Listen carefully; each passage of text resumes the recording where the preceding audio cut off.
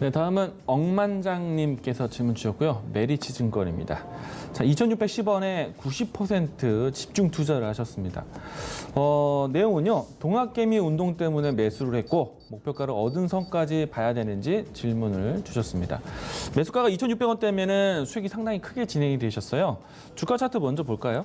2,600원 라인 때면은 거진 바닥권에서 증권주를 선택을 했고, 그리고 최근에 와서 이 증시에 대한 충러임이 오히려 개인 투자에 대한 투자 욕구를 좀 불러일으켰었죠. 과거에서부터 해서 가장 깊은 악재 속에서 기회가 된다라는 슬로건도 있었고, 동학개미 운동이었습니다.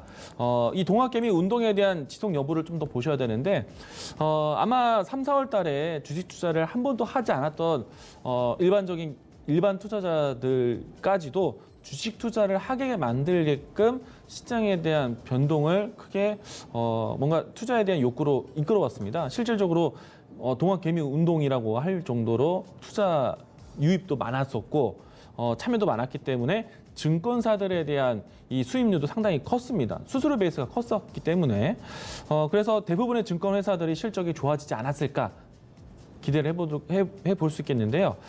다만 이제 이 동학개미 운동에 대한 포지션을 잘 보셨어야 돼요. 우리가 일찍이 3, 4월 달에 개인 투자자들이 많이 선호했던 종목들을 보시게 되면은 주식을 잘 모르기 때문에 내가 알고 있는 기업들 혹은 가장 큰 기업을 선택하게 되는데요. 삼성전자죠. 예, 그때 당시에는 삼성전자 개인 투자자들이 많이 산다라는 소식 많이 들으셨을 거예요. 물론 지금도 가장 먼저 선택한다라면은 삼성전자, 그리고 최근에 움직임이 잘 나왔던 네이버, 카카오 이런 종목들이 많이 선택이 되었을 것 같고요. 그런데 최근에 와서 이 내용들이 조금씩 성격이 좀 달라지고 있어요. 주식에 대기 자금들이 쌓여 있을 만큼 주식 계좌를 튼다라는 뉴스들이 이제는 어떤 뉴스들이 많냐면은 인버스를 사는 개인 투자들이 생겼다. 증시가 그만큼 많이 올라왔다라는 인식을 하는 개인 투자자들이 생겼다는 거예요.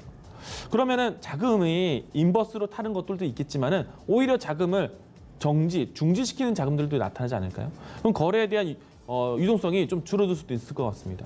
그럼 동학개미 운동에 대한 부분들이 이제는 어느 정도 좀 정점 확인하고 자금에 대한 그러니까 대기 물량들이 좀 나타나겠죠. 그러면은 증권사 회사들의 움직임들, 모멘텀으로 왔었던 내용들은 이제는 차익 신호를 좀 챙길 때가 왔다라는 것이고요.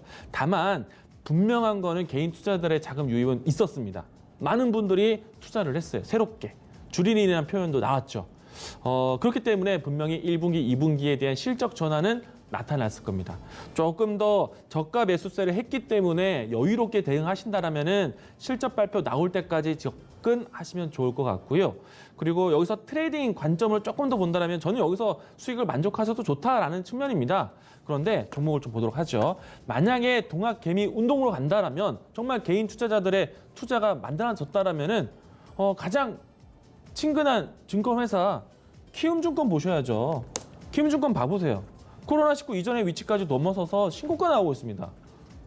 이 종목을 선택하셨어야죠.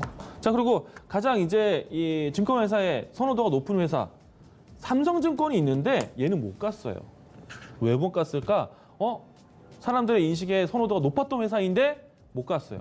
라임 사태가 나타나고 난 다음에 상품에 대한 판매가 그렇게 자유롭지 못했어요. 안 하죠. 자제하죠. 그리고 안 사죠.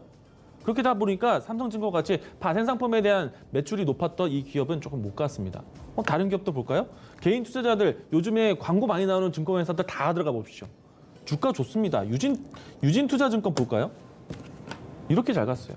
그만큼 마케팅을 많이 하고 공격적으로 수수료 인하에 대한 정책을 했었던 회사들. 동학개미 운동들 한다라면 최대한 수수료에 대한 혜택을 받을 수 있는 기업들을 선택했겠죠. 그게 키움증권, 유진투자증권이었어요. 주가들이 이렇게 갔어요. 그러니까 종목 선택이 조금 아쉬웠다는 점이고 이들 기업들이 신고가 흐름이 나왔다가 멈췄다라면요. 다른 증권사들이 어떻게 보면은 낙수 효과에서 불안감 심리를 가져갈 수가 있어요. 그래서 이들 종목들에 대한 신고가 흐름이 멈추는지도 보셔야 돼요. 메리츠 증권 매매를 하실 때. 그래서 저는 이제는 거진 그 시점이 왔다라는 측면이고요. 메리츠 증권에 대한 이 종목에 대한 하단 익절가를 설정해 본다라면요. 최근에 와서 이평선들이 지난 이 코로나19 이전의 수준에 왔고 그리고 이평선이 수렴되는 위치까지 왔습니다. 그러니까 방향성 결정하는 자리가 됐다는 말이에요. 익절가를 둔다라면은 3,500원 라인대. 타이트하게 좀 잡아보고요. 그리고 워낙에 저점에서 샀기 때문에 실적 발표 나올 때까지 보겠다라고 하신다라면은 더 들고 가셔도 좋습니다. 근데 비중이 90%예요. 거진 집중 투자, 몰빵 투자를 했는데 이 정도 수익이면 만족되지 않을까요? 어느 선까지 들고 가시려고요? 그래서 저는 차익 실현 어느 정도 좀 비중을 좀 낮추자라는 측면이고요. 이철가는 3,500원 이야기를 드리겠습니다.